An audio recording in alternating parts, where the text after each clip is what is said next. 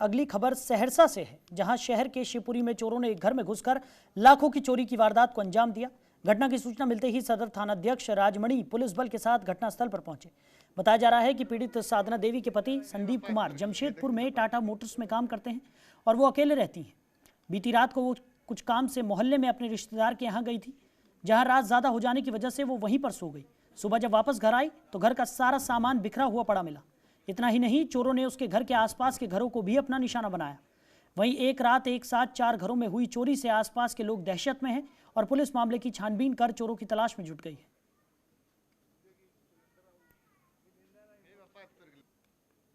हम यहाँ थे नहीं, बगल में बहन के यहाँ थे, उसके बल्ब जला कर गए हैं 8:30 बजे। उसी क्रम में चोरी हुई है 12 बजे के बाद।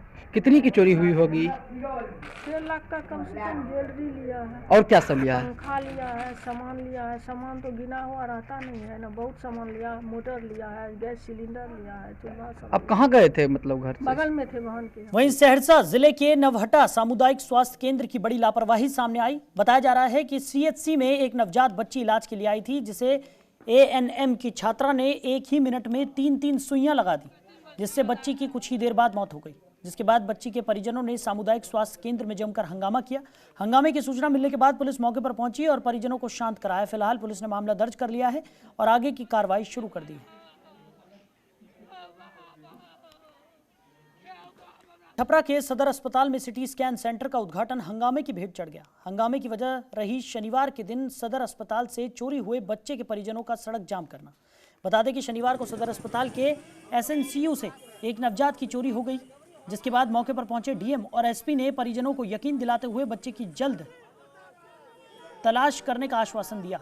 लेकिन घटना के घंटों बाद भी बच्चे के नहीं मिलने से परिजनों के सब्र का बांध टूट गया और उन्होंने सड़क को जाम कर दिया। सड़क जाम की सूचना मिलने के बाद मौके पर भगवान बाजार थाना के अधिकारी पहुंचे और आक्रोशित लोगों को समझा बुझाकर सड़क खाली करवाई। फिलहाल पुलिस बच्चे की तलाश में जुटी हुई है।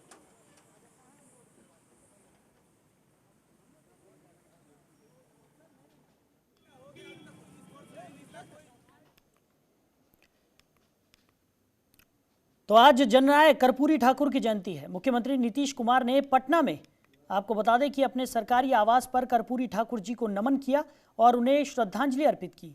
इस मौके पर जल संसाधन मंत्री विजय कुमार चौधरी, पूर्व मंत्री संजय झा समेत कई नेता मौजूद रहे। कर्पूरी ठाकुर की बात करें तो वो बिहार के एक ऐसे सीएम के रूप में जाने जाते हैं जिनके ऊपर पदों का प्रभाव कभी हावी नहीं हो सका।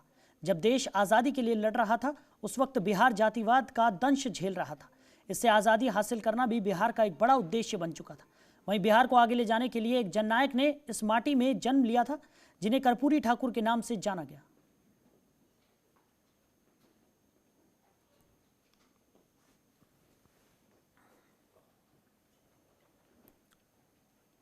सहरसा जिले में जननायक कर्पूरी ठाकुर की 97वीं जयंती मनाई गई।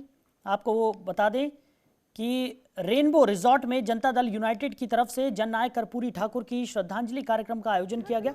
सांसद दिनेश चंद्र यादव समेत कई नेताओं ने शिरकत कर उनकी तस्वीर पर माल्यार्पण किया। मधेपुरा लोकसभा सांसद दिनेश चंद्र यादव ने मीडिया से मुखातिब होते हुए जननायक कर्पूरी ठाकुर की बातों को सामने रखकर युवाओं को सीख लेने की बात कही। हम सबों के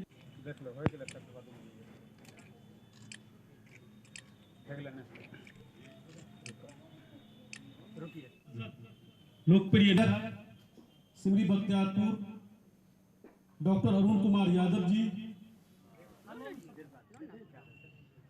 इधर से लो ना, इधर से लो ना। धन्यवाद अध्यक्ष जी। आज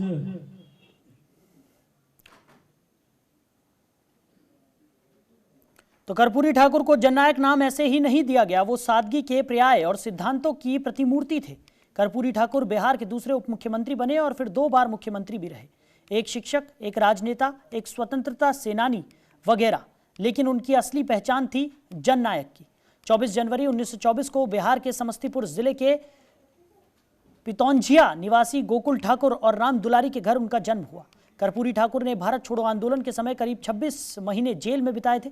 कर्पूरी ठाकुर ने 1952 में बिहार विधानसभा का पहली बार चुनाव जीता था और राजनीति में हमेशा अजय ही रहे। उन्होंने कभी चुनाव नहीं हारा।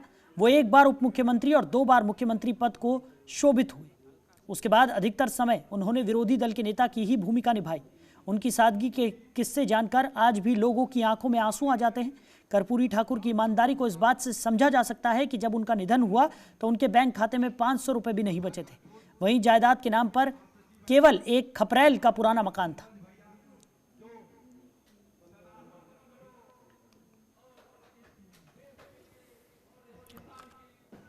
तो सादगी के पर्याय कर्पूरी ठाकुर को माना जाता था।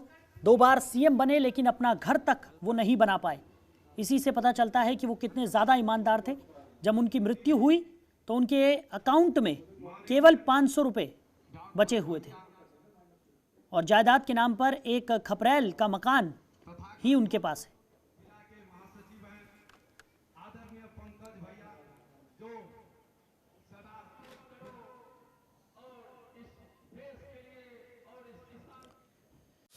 खबरों के निष्पक्ष विश्लेषण के लिए सब्सक्राइब करें Jantantra TV and press the bell icon. Never miss any update.